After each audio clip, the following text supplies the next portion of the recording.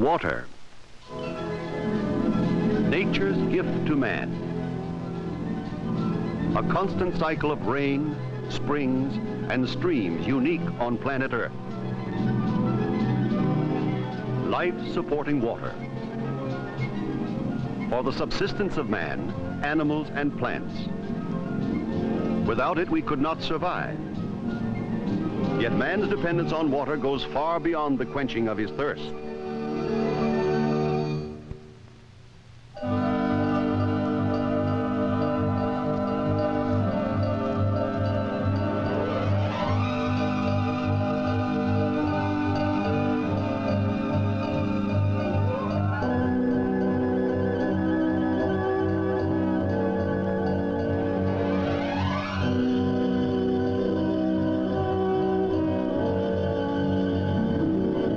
Maintaining our highly industrialized society demands a constant and reliable supply of fresh, pure water.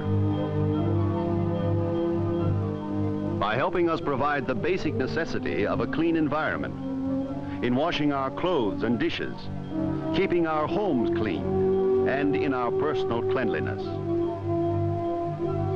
Water protects our health. To produce the grain that goes into a single loaf of bread requires 150 gallons of water.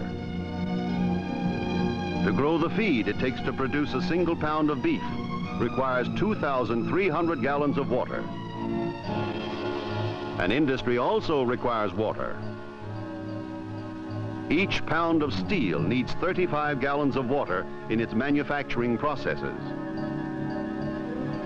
7 gallons of water are consumed in the production of each gallon of gasoline we burn in our cars.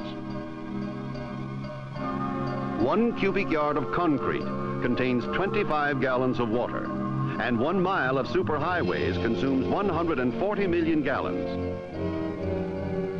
We need water. We produce with water.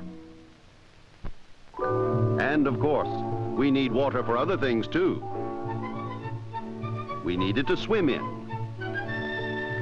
which in turn helps build strong bodies.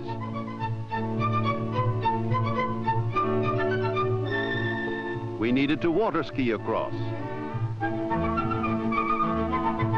and to run our 10 million pleasure boats on. Or what is more pleasant than skating across it when it becomes a beautiful sheet of glistening ice? And taking complete advantage of when it becomes a rolling hill of white, flaky snow. A most adaptable commodity, we use water to warm us when we are cold, to cool us when we are warm, and even to work against itself when turned into steam, from which comes strength for us to conquer the river currents. Our town is more fortunate than many in the world today, as we have an abundant supply of our greatest need. In fact, our community owes its very existence to water. It was water, the Ohio River, and the Ohio Falls that influenced George Rogers Clark to select this area as his launching site for future exploration of the West. As Louisville grew into an early trade center, it became apparent that some type of central water system was needed to furnish the inhabitants with pure water, as all water then in use was supplied by the corner pumps, springs, and wells, usually by the buckets full. Sweet and cool by nature, the wells and pumps were the victims of pollution caused by improper sanitation and street drainage.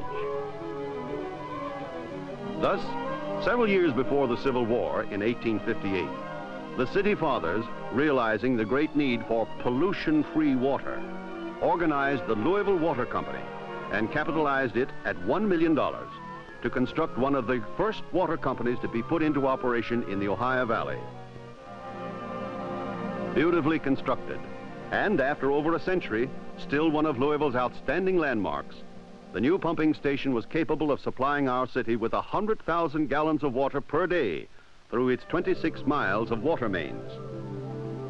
Upriver water, which then was much cleaner and purer, was tapped, and supplied our city with unfiltered water for almost 50 years. Our pumping station was designed by Theodore R. Skowden and Charles Hermione and housed two beautiful Cornish steam pump engines. The company, in all its pride, constructed the standpipe tower to lift the water to such a height that it would supply sufficient pressure to its original 512 customers. Unique in design, it was and is most famous for its statuary, including such mythological goddesses as Ceres, Diana, and Flora, goddesses of the season. Among the ancients stand the proud figure of an Indian and his dog. Legend has it that several of the figures were blown from their perch during the 1890 cyclone, and perhaps procrastination by the original French sculptor in creating a replacement goddess led to the purchase or contracting for the stone Indian, a noble savage who occupied the land even before the early white man. So well may he stand, with head high among the gods and goddesses of the past. The original building is no longer used directly in our present operations, other than for close work with the water company as the Potamological Institute, a division of the University of Louisville, and its close cooperation with its founder, the Ohio River Valley Water Sanitation Commission. Daily demands for water increased as our city was expanding not only into Crescent Hill, but also into the highlands. In 1896, a new pumping station was built.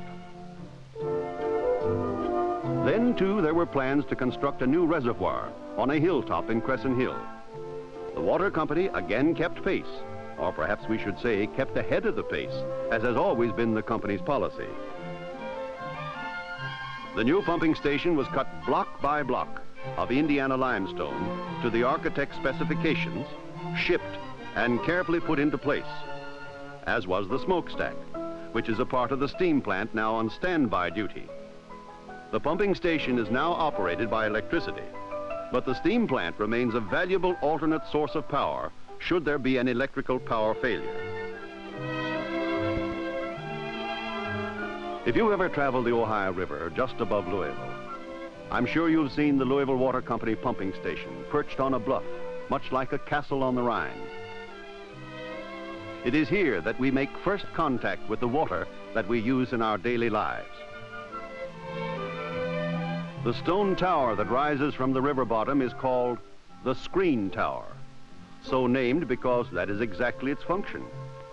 The interior of this tower consists of traveling screens, constantly screening out unwanted twigs, branches, and even fish, if they're unfortunate enough to become intrigued with the operation. Alongside this tower are two underwater intake tunnels, each 7 feet in diameter, through which the water cascades into the huge wells at the pumping station. We refer to these wells as our new 84s, being 84 inches in diameter.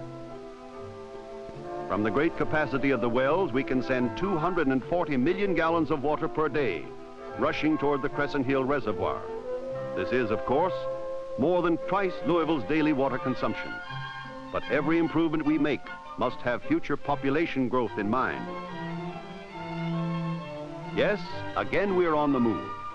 And the installation of the new electric pumps, although not as romantic as our old pumps with their steam-fed operation, pump 120 million gallons per day.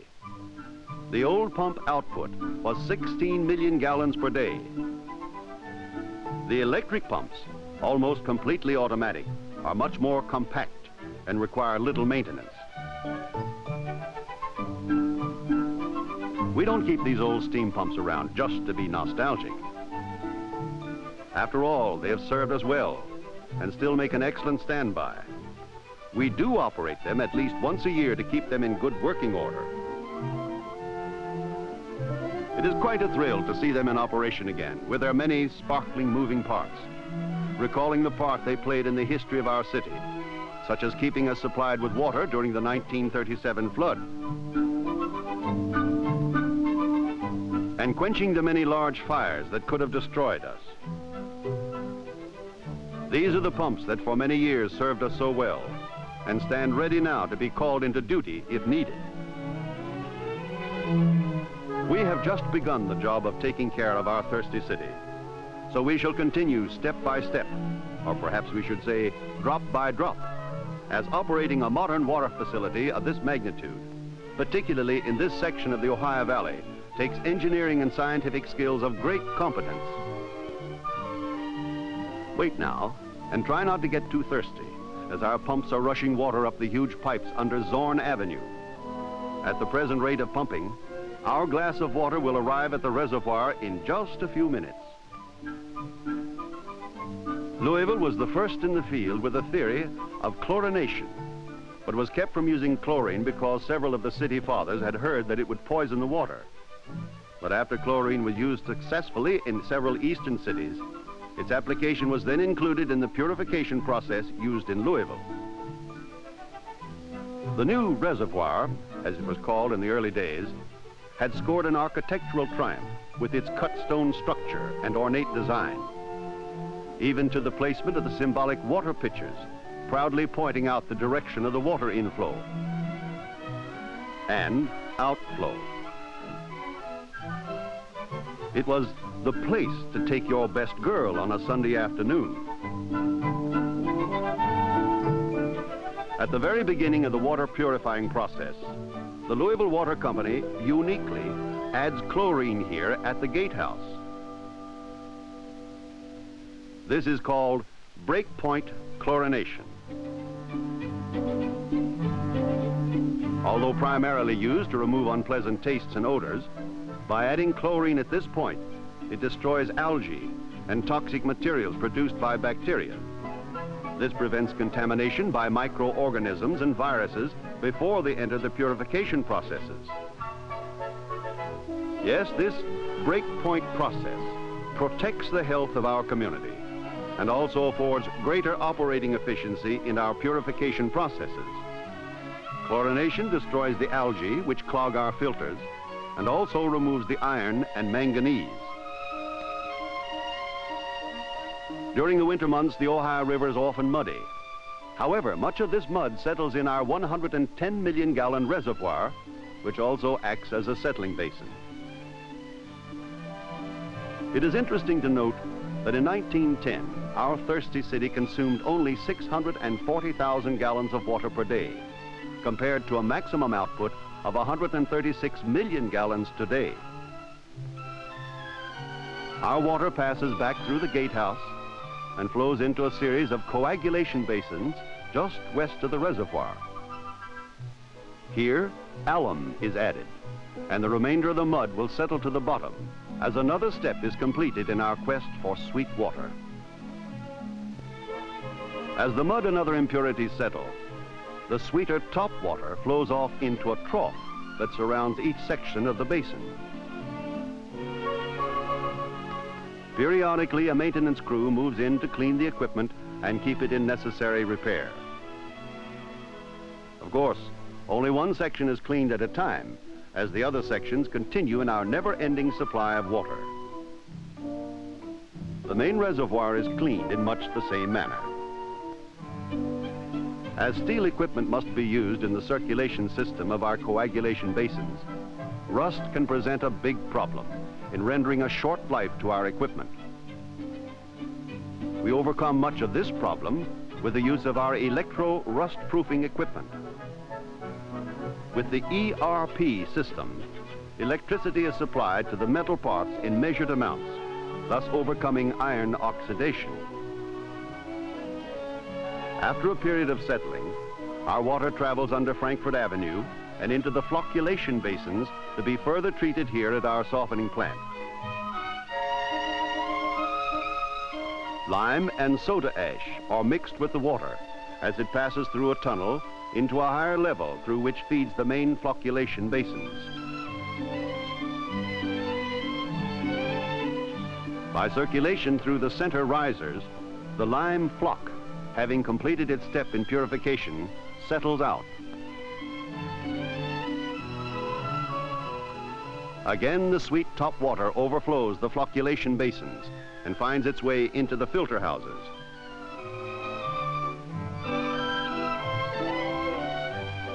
Behind the scenes of this vast operation is the diligent crew of chemists who carefully check each phase of the purification process.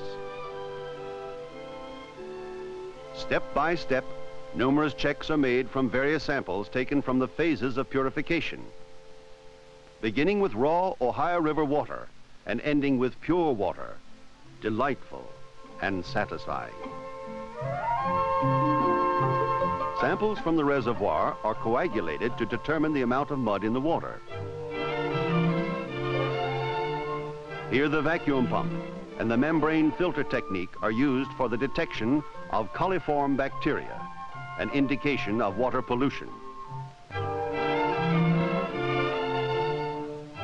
After filtering, the membrane is then placed in a dish containing media formulated to grow only coliform bacteria. After a series of membrane filters have been processed in this manner, the dishes containing the membranes are inverted and placed in a tray, and then transferred to an incubator for a period of 18 to 24 hours, which is sufficient time for any growth to occur. After incubation, a sample of raw river water will appear much like the dish on the right, showing many colonies of bacteria, while the dish on the left shows no bacteria colonies, it being a sample of tap water. After the membrane filters have completed the incubation period, they are then removed and carefully examined under a powerful magnifying glass, and the bacterial count is recorded.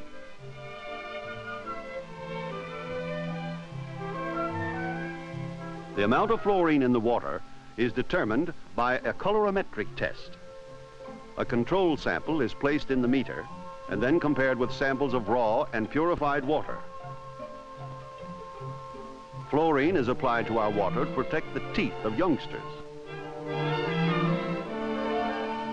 Here, water is tested with a pH meter to determine alkalinity or acidity.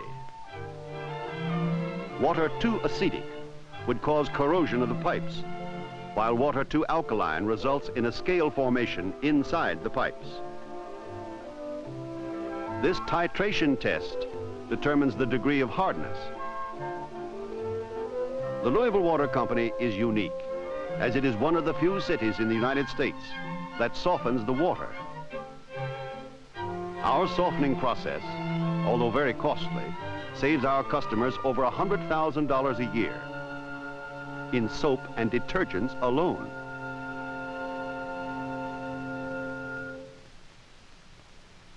The chlorine residual is determined by means of an amperometric titrator. Chlorination of drinking water is a United States Public Health Service requirement. All of these tests and more are conducted to maintain continually pure water and to ensure that the glass of water you drink tonight tastes the same as the one you drink in the morning. After the softening process, water then flows into the filter houses. Here in the filter houses, our water passes through many layers of sand and gravel. This filtration removes any remaining chemical materials resulting from the softening process.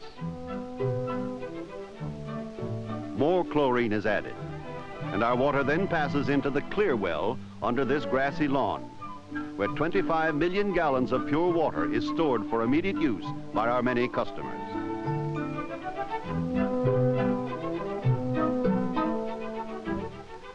Louisville and the surrounding communities, being highly industrialized, presents an ever-increasing demand for water, such as needed in the manufacture of automobiles and trucks. Water is also used in great quantities at Appliance Park, in the production of major appliances to keep pace with our ever-increasing population explosion. Water is also pumped through a 60-inch pipe to our little-known reservoir at Cardinal Hill, southwest of Louisville. This reservoir not only serves industry in this section of our city, but also the thousands of people in homes and apartments who, like all other people of our great community, depend daily on an unlimited supply of fresh, pure, good-tasting water.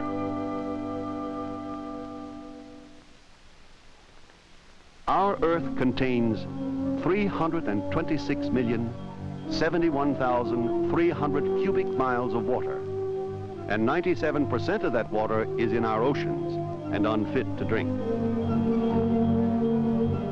2% of our fresh water is frozen in ice caps and glaciers, thus leaving us just a fraction of 1%. And even then, this tiny usable fraction is not being properly used. Each of us must do his part to help fight contamination and thus preserve our greatest commodity.